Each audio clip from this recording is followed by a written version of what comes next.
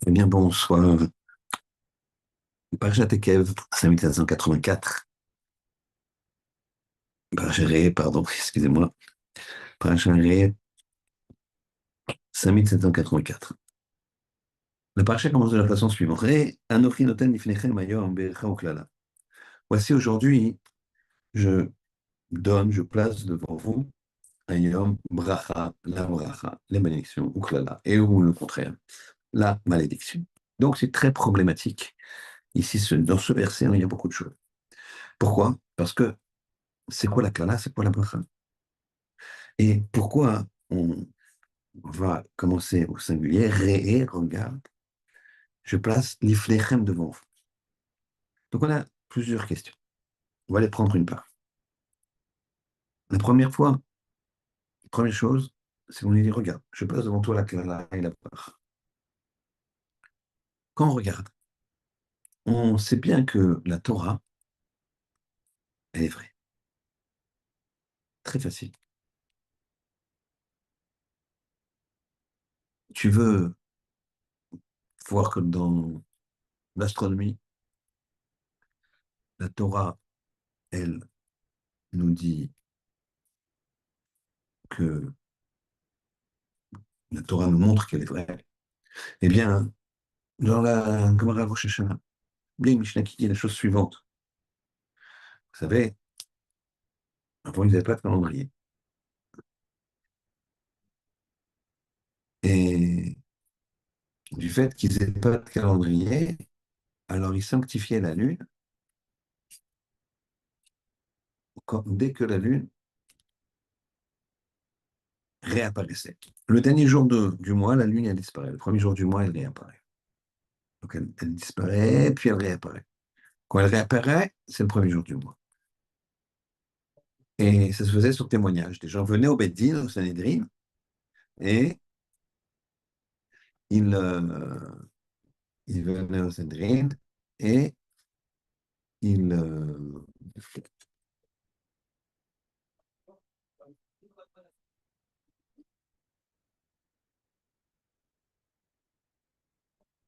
et ils témoignaient. Voilà que un jour, des témoins viennent devant Rabban Gamiel et lui disent, voilà, on a vu la lune qui est réparue. Donc c'est le début du mois. Il a dit non. Parce que si votre témoignage est bon, le mois aurait moins de 29 jours et demi, et tant de secondes. Or, j'ai reçu de mon père, qu'il a reçu de son père, qu'il a reçu de son père, qu'il a reçu de Moshe Rabbeinu, que on ne peut pas avoir un mois qui fait moins que 29 jours et demi. Or là, le mois ferait 29 jours. Et donc, c'est pas possible. Vous êtes des menteurs ou vous avez vu de travers. Et effectivement, quand en 1980, la NASA a voulu savoir la durée d'un mois, elle a trouvé à quelques centièmes près ce qu'on trouve dans la Gemara il y a 2000 ans. Quelques années plus tard, les Allemands, ils ont fait le même calcul. Se sont rapprochés de 2 centièmes du calcul de Rabban Gamliel. Encore un peu de technologie plus puissante, plus profonde, et on verra que c'est pile ce qu'il a dit Rabban Gamliel, qu'il a appris de Moshe Rabbeinu. Donc on voit ici de l'astrologie, la Torah, elle te montre que c'est vrai. Je vais parler encore une fois, d'autre chose, de quelque chose de scientifique, la géographie. Il est marqué dans la Gemara, oh, Avodah Zarah, excusez-moi, la chose suivante, qu'on n'a pas le droit de faire une statue. Pas le droit d'avoir une statue, de prier devant une statue. Et là, Mishnah précise que c'est une statue qui tiendrait un bâton dans la main, ou une statue qui tiendrait un cadeau, c'est-à-dire une balle dans la main. Pourquoi? Parce que si un bâton, elle tient un bâton dans la main, on pourrait penser que cette statue, c'est elle qui dirige le monde, puisque à l'époque, les rois avaient un sceptre. Et si jamais il tient là un cadeau dans les mains, une balle dans les mains, on pourrait penser qu'il tient le monde dans sa main, puisque le monde, la Terre est ronde. Il y a 2000 ans. Il y a 500 ans, un homme qui s'appelait Galilée, il a, il est venu pour témoigner dans ses travaux qu'il avait compris que la Terre était ronde. La Terre était ronde. Voilà ce qu'il a déduit. Maintenant, c'est problématique.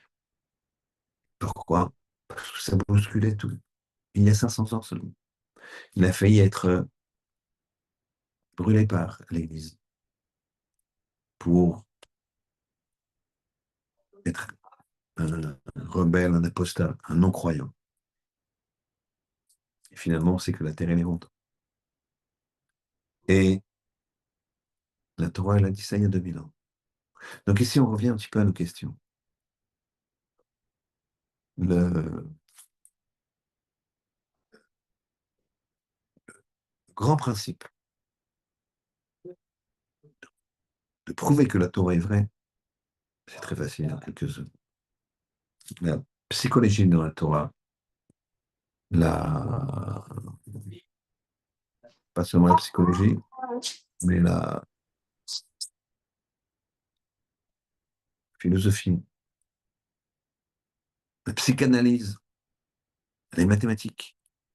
Mon père, Zichrono Livracha, il était polytechnicien, spécialiste dans la résistance des matériaux. Il m'a dit, il a étudié la construction du Beth Amikdash, du temple de Shlomo Amelech. Il m'a dit, c'est impossible de ne pas connaître des équations et des principes de construction qui viennent d'être découverts il y a quelques années.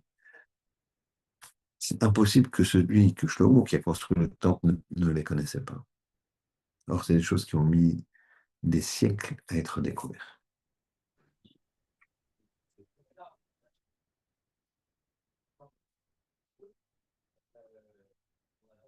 Très bien. Donc, on reprend. Première question. Regarde, je te mets la bracha et la cla là, devant toi. Le mec, c'est vrai. On voit bien que la Torah, elle nous montre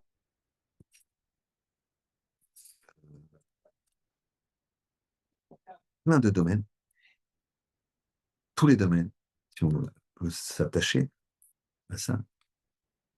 Dans tous les domaines, la Torah nous montre qu'elle est vraie. Et donc, il y a devant nous, bracha et klala. Pourquoi on ne suit pas? Bon, si tu as quelqu'un qui est très très fort dans tous les domaines, il te dit, fais comme ça ira. Tu vas suivre son conseil. Première question. Deuxième question, l'ordre des parachiotes. Le nom des parachiotes est dans l'ordre dans lequel ils sont donnés. C'est des parachiotes. C'est pas fortuit. On a d'abord Ekev, ensuite Ré. Pourquoi?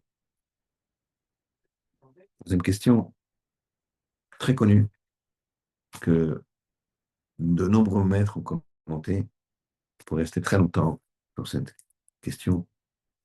Et nul la chose suivante. Ré et Anochi noten nifnechem, regarde, je me place devant toi, devant vous, pardon, justement. Pas devant toi, devant vous. Ayom, aujourd'hui, bracha oklala. Ça commence par le singulier, ça finit par le pluriel. Pourquoi je regarde, je place devant vous, où tu t'adresses à l'ensemble de la communauté, et je place devant vous, ou je dis regardez, ou je m'adresse à chacun en particulier, et je dis regarde, je place la bracha et la klala devant toi. Alors, on va essayer de répondre un petit peu à tout ça. Première question à laquelle on va répondre, mais qui n'est pas la première posée. Lors des parachiotes, marqué, regarde, après la paracha Ekev.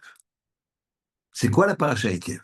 Pour comprendre ce que ça veut dire, Ekev, c'est un grand principe qui est le suivant.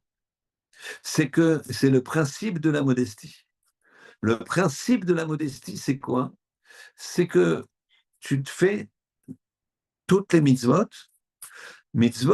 sur lesquelles on peut les fouler du talon. Excusez-moi.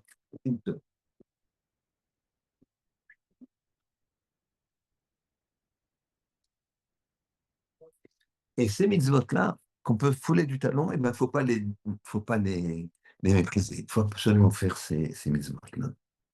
C'est-à-dire faut avoir une modestie. Tu ne peux pas voir si au départ tu n'es pas modeste. La modestie, ça te permet d'ouvrir les yeux. Et Kev, ensuite il y a Ré. Si tu te considères comme un talon, eh bien, Ré, tu vas pouvoir voir. Parce que si jamais tu es trop prétentieux, tu ne pourras pas voir. Ce sera impossible. Un Midrash qui nous dit la chose suivante, c'est très joli, un machal, nous dit la chose suivante. Il y avait une fois sur une île des, toutes les midotes, toutes les midotes qui étaient sur l'île. C'est-à-dire, il y avait l'amour, il y avait la modestie, il y avait la colère, il y avait la prétention. Très bien.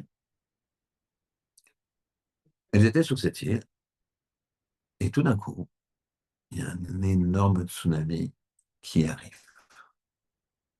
Alors, la mida d'amour, la mesure d'amour, elle rassemble tout le monde et dit, oui, venez, dépêchez-vous, on va construire un bateau pour s'échapper. Et voilà que construisent la mida d'amour, construit le bateau très très vite, quelque peu aidé par les autres midotes. Et la mida d'amour continue et il leur dit, allez, montez sur le bateau, montez, montez, dépêchez-vous, dépêchez-vous, la tempête arrive. Tout le monde est sur le bateau sauf l'orgueil. L'orgueil, le carotte, il reste là, il dit, non, moi, je ne parle pas. On dit, mais tu vas tout détruire comme ça, tu vas te détruire. Et c'est pas, non, je ne parle pas, non, non, c'est moi qui ai raison. Alors, le bateau doit absolument partir. Et là, l'amida d'amour saute, retourne sur l'île et essaye de convaincre l'amida d'orgueil. Et les autres midotes qui sont dans le bateau disent à l'amour, laisse tomber, viens, viens, sauve-toi, ne te fais pas détruire. Et l'amida d'orgueil, qui ne veut pas partir, elle empêche quelque part l'amida d'amour de partir aussi. Puisque l'amida d'amour, elle ne peut pas partir en laissant l'amida d'orgueil comme ça périr. Et finalement, la tempête arrive et ils meurent tous les deux. Et l'amour meurt. Ce machal, c'est le suivant. L'amida d'amour, c'est quand, par exemple, prenons l'exemple d'un couple. Mais ça marche dans tout. Mais un couple, pour les gens mariés, ça, ça parle. Un couple se dispute. Un couple qui s'aime, bien sûr. Ils se disputent et ils parlent. Évidemment, les mots dépassent les pensées, des mots malheureusement désobligeants, vexants, faisant de la peine. Et finalement, malgré l'amour, chacun va rester sur son opinion s'il n'y a pas une mida d'humilité, s'il y a la prétention, la gava. S'il y a la gava, elle va combattre l'amour. Tu l'aimes, alors ça va, c'est pas grave, je regrette. Ouais, mais elle aussi, elle a fait. Non, mais commence pas à regarder ce qu'elle a fait, regarde ce que tu as fait, toi. Tu es d'accord que ça et ça, c'est pas bien ce que tu as dit. C'est pas bien ce que tu as fait. Oui, ça, je suis d'accord, mais elle, dis, tu t'excuses. Pareil pour elle. Mais tu ne parle pas comme ça à son mari, parle pas comme ça à sa femme. Voilà le machin. C'est que la tempête, c'est le- la querelle qu'on a avec sa femme, son conjoint, avec son n'importe qui. Mais il y a de l'amour avec chaque jour. Et cet amour, il doit mettre de côté l'orgueil. Mais si l'orgueil, il veut rester sur l'île, il veut rester en front, en face, il bouge pas. Non, non, non. Il faut qu'il me dise pardon à genoux. Sinon, je. Et encore, je ne sais pas si. Eh bien, l'amida d'amour, elle va s'estomper. Et la colère, la querelle qui est le machal de cette tempête va tout détruire. Et au passage, l'amour. Et puis après, il n'y a plus d'amour. Tout ça parce qu'il y a eu l'orgueil. C'est pour ça que quand tu enlèves l'orgueil, eh bien, tu peux voir. Tu enlèves l'orgueil, tu peux arriver à voir. Sans orgueil, tu ne peux pas arriver à voir. C'est ça le principe. C'est pour ça qu'il y a d'abord Ekev et ensuite Ré. On a répondu à cette question-là. Maintenant, on va répondre à l'autre question. Comment ça se fait que ça commence au singulier et ça finit au pluriel? Comment ça se fait qu'on dit Ré, regarde, je passe devant vous, pas devant toi. Alors là, c'est extraordinaire pour comprendre. On va ramener une Gemara dans Kiddushin Daf, même au bout de bête 40, faut lui. La Gemara dit la chose suivante, on l'a déjà vu quand on fera, quand on a fait le shiur sur Rosh Hashanah, on reverra peut-être. Beaucoup de choses à voir. On s'approche du mois de Elul qui amène Rosh Hashanah.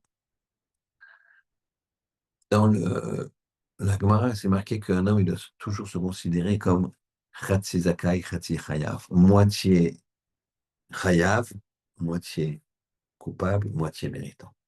Comme une balance. Puis, s'il fait à ce moment-là une avéra, alors il fait pencher du mauvais côté. S'il fait une bise-va, il fait pencher du bon côté. Et de même, continue la Gemara.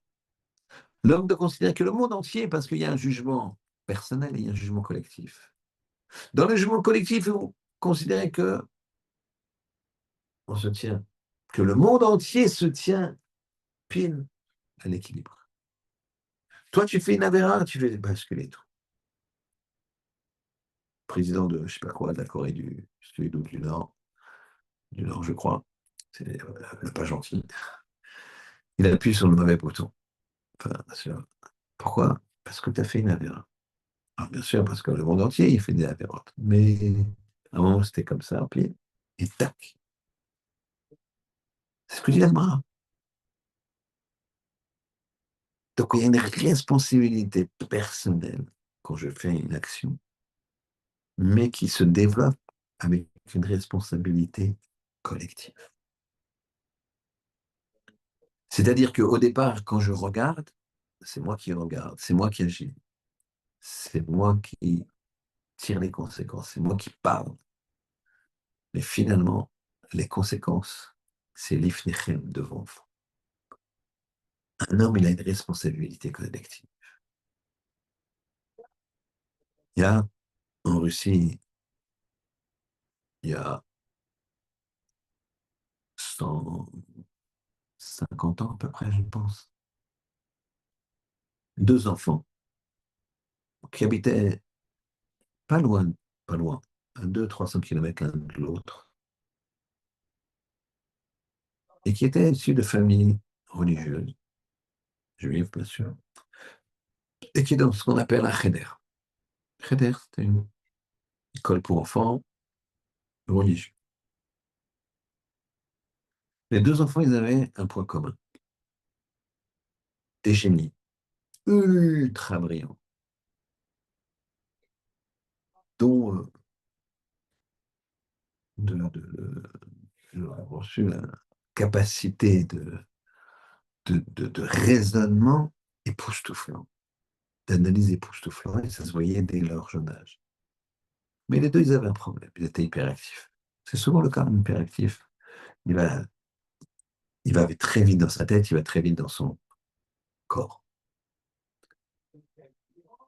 Un hyperactif, ils font des écrits sur les feuilles, des grands E, des grands E. Mais par contre, intelligent, faites-leur des, des calculs de raisonnement logique ou des problèmes logiques, vous allez voir, c'est très, très impressionnant. Arrivé une fois d'enseigner à un enfant comme ça. Très, très impressionnant. Et voilà que ces deux enfants, ils avaient donc des soucis en classe, parce qu'ils dérangeaient la classe. Il y a un professeur qui était extrêmement dur avec l'enfant. On va l'appeler l'enfant numéro un. Et il ne laissait aucune chance. Dès qu'il commençait à se lever, à bouger, etc., allez, sors dehors. Et il était très, très dur avec lui, très désagréable. L'autre, Moré, l'enseignant de l'enfant numéro 2, il avait compris qu'il avait affaire à un enfant spécial et qu'il ne pourrait pas le cadrer. Alors il lui avait dit la chose suivante, écoute, regarde, je comprends que tu as envie de jouer, que tu as envie de... Moi, ce que je veux, c'est que tu restes assis, que tu ne perturbes pas le cours. Tu t'assois, tu écoutes. Dès que tu sens que c'est pas possible pour toi, tu lèves le doigt. Tu n'as pas besoin de demander quoi que ce soit. Tu lèves le doigt. Et je te dirai moi-même spontanément, ça sera un code entre nous, tu peux sortir. Tu sortiras, c'est ton choix de sortir. C'est pas le mien. Moi, je ne veux pas te faire sortir. Tu comprends que je ne peux pas donner cours si tu déranges la classe. Alors viens, on fait ce. Et après, tu joues. Tu cours dans la cour, tout ce que tu veux. Mais à une condition. Je te pose une condition. Et je te garde dans la classe et je ne parle pas à tes parents et on va travailler. On fera une bonne année, puis une deuxième année. À l'époque, il n'y avait pas des profs pour toutes les années. Il y avait un prof qui enseignait plusieurs années de suite aux mêmes enfants. Et voilà que ce que je te demande, c'est quand il y a la pause, la récréation, eh bien, je vais sortir dans la cour. Je vais venir avec lui. Je vais venir près de toi. Et tu pourras te balancer, courir, faire ce que tu veux. Moi, je serai à côté de toi. Et je te refais le cours. Ce que tu as loupé, je te le refais. Parce que sinon, tu vas avoir trop de lacunes et je ne pourrai pas te garder. Et c'est dommage. Prends conscience que ici, tu apprends des choses, tu apprends la Torah, tu prends des raisonnements. Et ce maître-là de l'enfant numéro 2, il a suivi de nombreuses années. Il a encouragé. Au départ, il lui donnait des bonbons, après, il lui donnait une pièce, après, il discutait avec lui. L'enfant s'est quelque peu assagi petit à petit. L'enfant numéro 1, lui, il a subi des humiliations, des punitions. Et donc, il a été expulsé du Cheder. Ses parents, ils ne savaient pas où le mettre. Ils l'ont mis dans une école qui était un peu plus ouverte, entre guillemets. Il a été expulsé de cette école plus ouverte. Alors, ils l'ont mis dans une école qui n'était pas juive. Et cet enfant qui était génie, qui était un génie, il a commencé à grandir et devenir un homme politique très, très, très influent. C'est devenu Léon Trotsky. Trotsky. Trotsky, c'est un juif qui a réorganisé, ou organisé même, ce qu'on appelle l'armée rouge. Quand il y a eu la révolution russe, alors je ne sais pas si vous imaginez ce que c'était l'URSS. C'était toute l'Europe de l'Est, des dizaines de pays, des dizaines de langues, des dizaines de principes, des dizaines. de type de population. Et lui, il a fait une armée homogène, ce qu'on appelait l'armée. Il a réussi à faire une armée homogène et très efficace. C'était du génie, entre autres.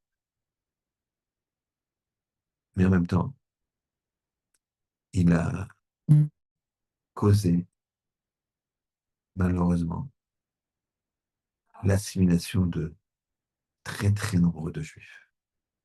Très, très nombreux juifs se sont assimilés. L'enfant numéro 2, il a grandi en Torah, il grandit, grandit, il est devenu ce qu'on appelle le sabbat de Novardok. Très grand maître, le sabbat de Novardok, puisqu'il était à Novardok, c'est une ville.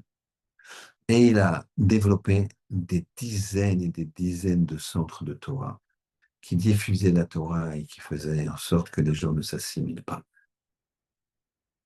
Et regarde, je mets devant toi, toi, toi, un ochinoten, lifnechem, devant vous. Je mets devant toi, c'est-à-dire regarde, regarde, toi tu regardes, ce que je mets devant vous, ce que je mets devant toi, oui, oui, ce que je mets devant toi, mais regarde ce qu'il va y avoir devant eux. Tes actions, elles ne sont pas anodines. Tes actions, elles font en sorte que la personne, elle va être influencée. Que ce soit de façon métaphysique, comme on a dit dans la balance. Quelqu'un dans sa chambre au fond, la nuit, il fait une bêtise. Peut-être il est en train de faire basculer le monde du mauvais côté, mais à contrario, quelqu'un dans sa chambre la nuit, il fait une mitzvah, il fait un don, via un lien, il fait une Mishnah, il fait un schéma Israël. Il étudie, il prend un livre, il écoute un chiot au lieu de regarder une série.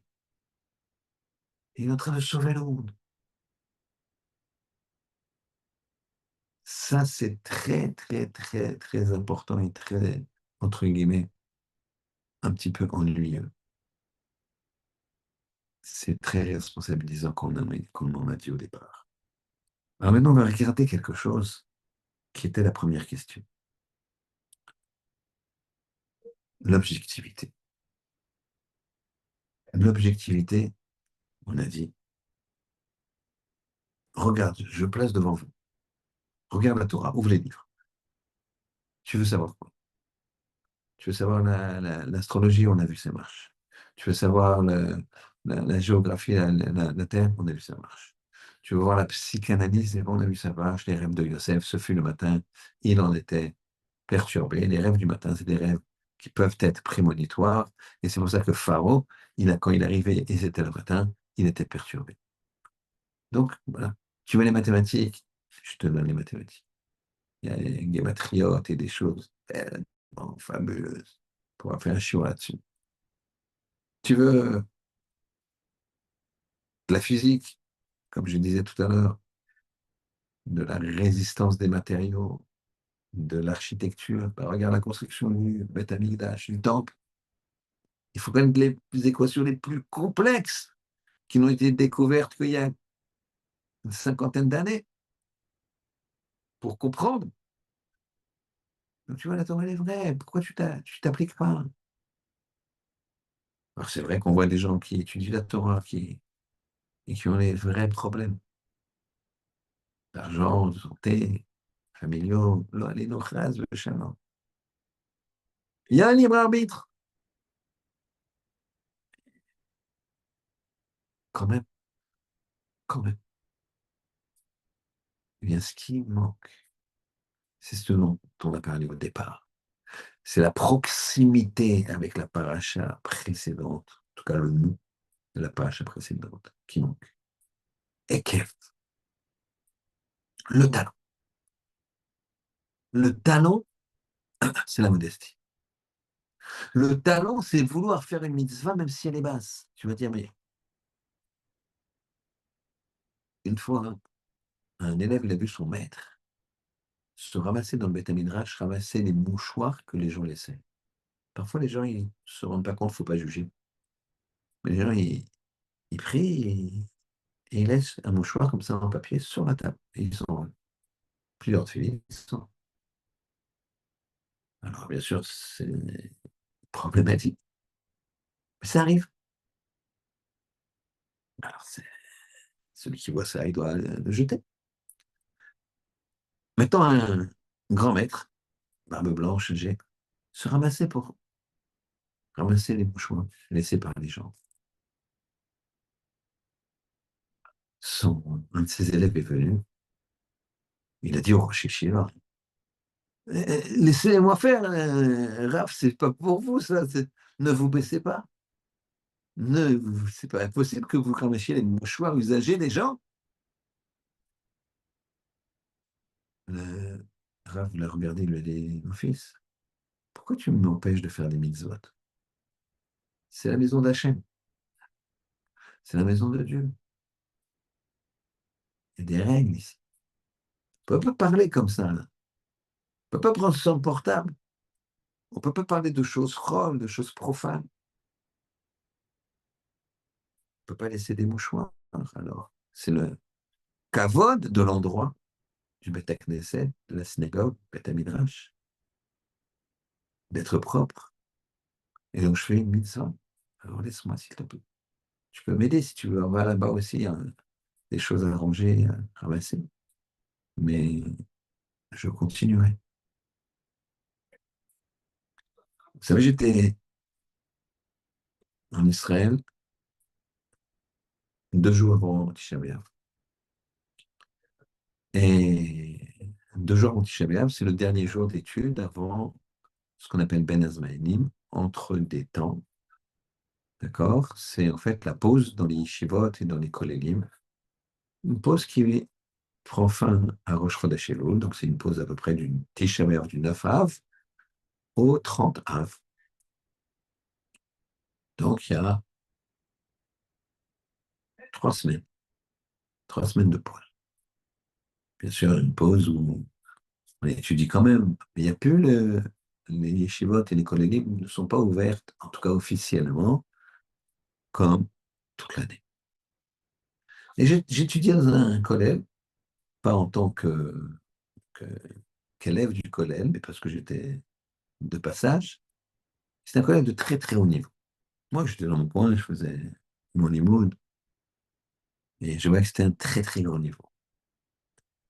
Des gens, des tzadikim comme ça, mais vraiment exceptionnels. Et puis,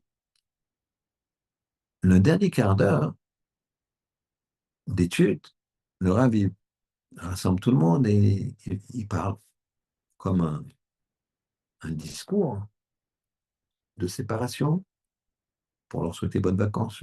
Alors, je me suis rapproché discrètement, bien sûr, sans embêter personne, pour écouter ce qu'il allait dire. Je me dis, peut-être que j'arriverai à comprendre, parce que c'est... Et ce que j'ai entendu, ça m'a fracassé, ça m'a étonné, ça m'a stupéfié. J'imaginais qu'il allait leur dire des choses très complexes, très compliquées. Dernier chiour, dernier cours avant la pause. Il faut qu'ils partent avec plein de résolutions, plein d'équations à raisonner, plein de problèmes à résoudre. Il aura fait du moussin, il aura fait de l'éthique. Sur quoi? Sur la kedusha du Beth Knesset, la sainteté de la chose. On arrive à la chose, tac, on prend le portable, on prend les choses. Lui, ils n'avaient pas de portable. Les gens qui n'ont pas de portable, et sinon, le portable, c'est un truc des années 60. J'exagère un peu parce que je ne pense pas qu'il y avait des portables à l'époque. Mais en tout cas, un petit bloc noir qui ne sert qu'à recevoir ou à appeler, qui n'a même pas de texto. Et donc, il leur dit, faites attention à la Kedusha. C'est très important, c'est la maison d'Hachem. Attention à ne pas parler fort. Attention, attention à ne pas en faire un rentrer et sortir. Et parfois, ces avrichim là, ils sont évidemment, Baruch Hashem, père de familles nombreuses, la plupart du temps. Il faut sortir les enfants, ils sont petits. Il y a toute une flopée de 3 à 18 ans. Et donc, on les prend, on fait des balades à Tzfat, etc. Après, il faut prier. Et on est un peu en retard parce qu'on a fait la balade. Et on est transpirant et on ne sait pas laver les mains, on n'est pas tout à fait propre. Et on rentre comme ça dans la chose. Et on continue à parler de la balade et de ce qu'on va faire après. Et on ne respecte pas tellement le lieu. Voilà ce qu'il aurait dit. C'est-à-dire qu'il aurait dû ouvrir les yeux. Même si vous avez un très, très, très grand niveau, il y a des petites choses comme ça qu'on passe.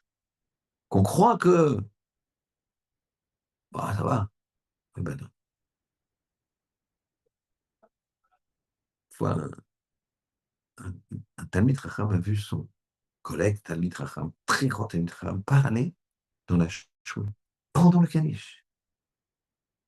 Alors, bien sûr qu'il parlait de Torah, mais il a été le voir, bien sûr, on ne cite pas les noms. Il lui a dit, qu'est-ce que tu fais? Qu'est-ce que tu fais? Le Kaddish. Il y a des halachot très précises pour le Kaddish. Le Kaddish, c'est l'élévation du nom d'Hachem. Le Kaddish fait que Hachem, il bouge la tête, il acquiesce. Donc parfois, il y a des mitzvot que l'on fout du talon, qui ne nous paraissent pas importantes. Alors sois modeste. Comprends que la moindre des mitzvot, elle est très importante. On ne connaît pas le salaire des mitzvot. Alors, on va ramener une question sur le roi David Améler. Le roi David qui a écrit les psaumes, a écrit dans un psaume, fais attention à la Torah, elle est ultra puissante. Et Ekev Rav, Ekev, le talon, Rav est important. Donc, elle est très puissante, dont le talon est important. C'est quoi le talon de la Torah? Ben, c'est comme ce qu'on vient de dire. Rachid nous dit, Ekev, ça veut dire les moindres petites mitzvot. Donc, David Ameller est en train de nous dire, fais les moindres petites mitzvot. Pourquoi? Parce que Rav, parce que beaucoup, tu auras un gros salaire. Ce Rav-là qui ramasse les mouchoirs, un gros salaire. Toutes les mitzvot, même les plus petites, Ekev Rav, donc fais-les, tu vas avoir le jackpot. Mais c'est Rachid qui dit ça. Il explique ce que dit David Ameller. Mais comment David Ameller, il peut parler comme ça, puisque dans Pirkei Avot, il est marqué, ne sers pas ton maître, almenat le kabel peras, à condition de recevoir un salaire. Ne sers pas comme ça, tu n'as pas le droit. Tu peux pas dire, Hachem, j'ai fait ça, donne.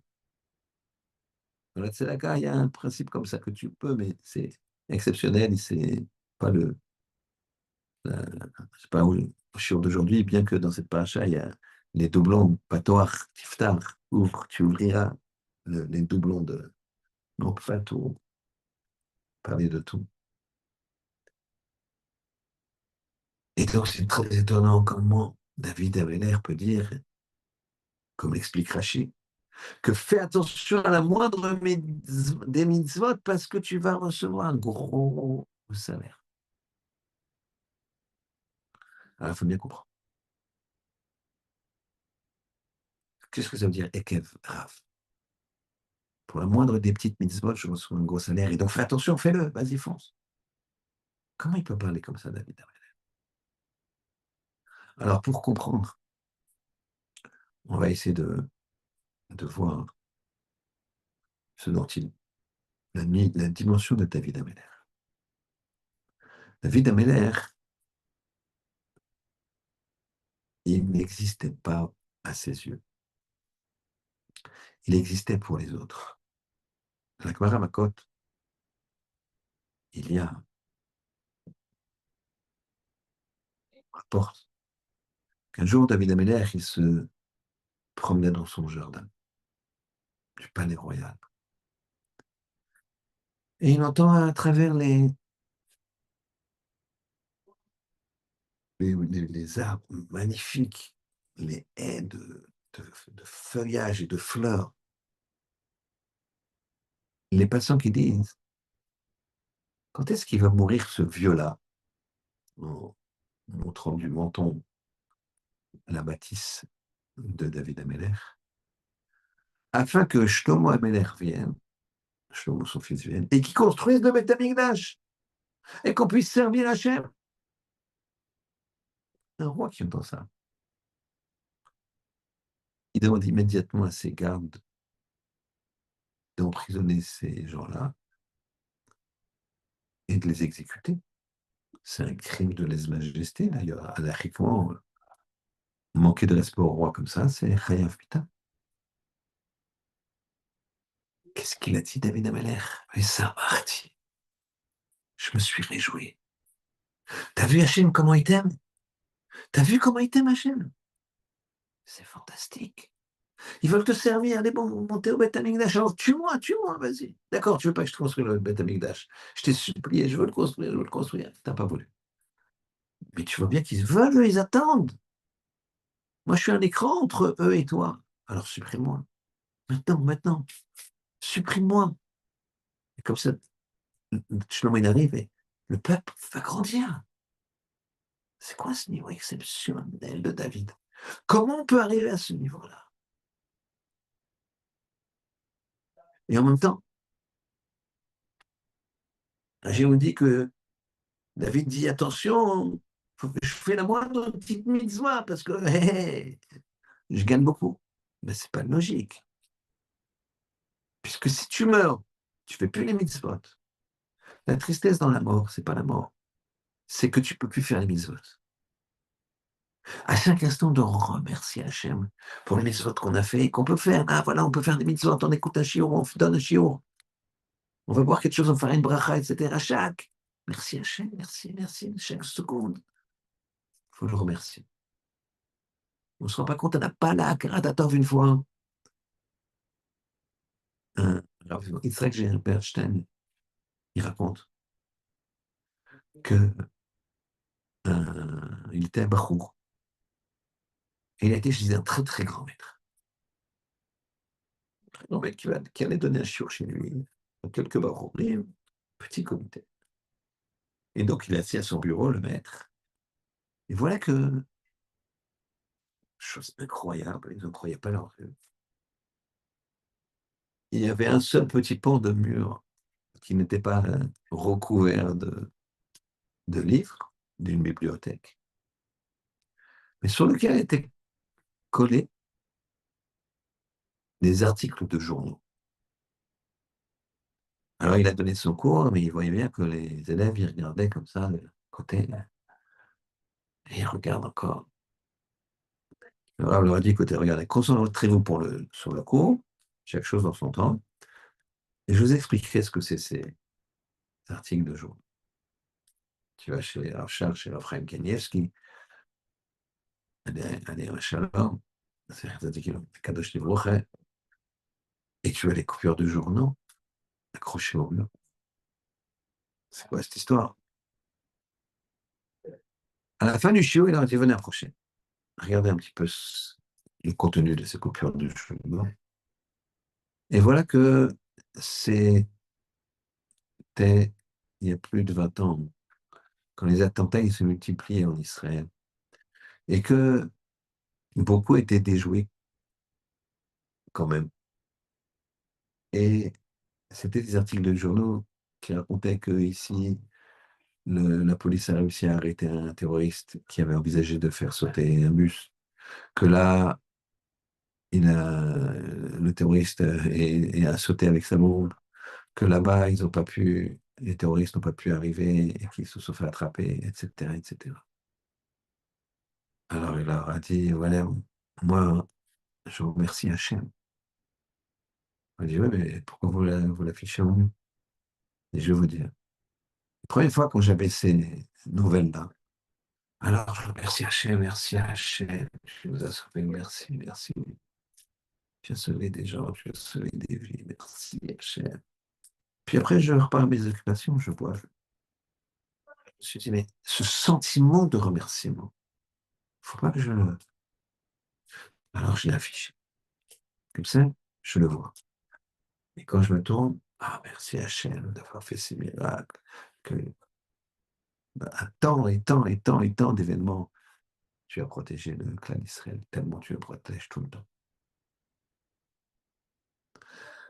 Donc, David Ameller doit avoir une reconnaissance. Et pourtant, lui dit, je cherche à avoir le salaire de la mitzvah. Et Kevrav, comment ça se fait?